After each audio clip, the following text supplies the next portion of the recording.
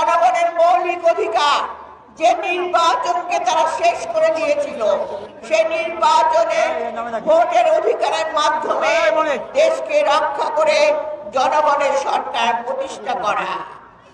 আর সেই লক্ষ্যে আমাদের ভারপ্রাপ্ত চেয়ারম্যান জনাব তারেক রহমান, যার নেতৃত্বে আজকে এত বড় সুন্দর আমরা বিজয় অর্জন করতে গিয়েছি, আমরা পেয়েছি।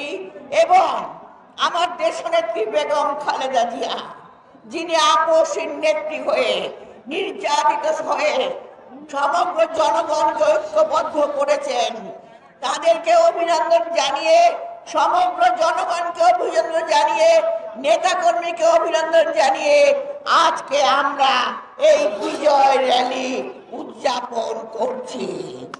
আজকে আমাদের বিজয়ের দিন, কারণ গতকাল আমাদের প্রধান উপদেষ্টা তিনি ঘোষণা করেছেন আগামী ফেব্রুয়ারি মাসে আমাদের জনগণের নির্বাচন হবে। আর সেই নির্বাচনের লক্ষ্যে আমরা কাজ করেছি এতদিন, কারণ জনগণের সরকার ছাড়া জনগণের অধিকার কখনো জবাবদিহি ছাড়া প্রতিষ্ঠা হয় না।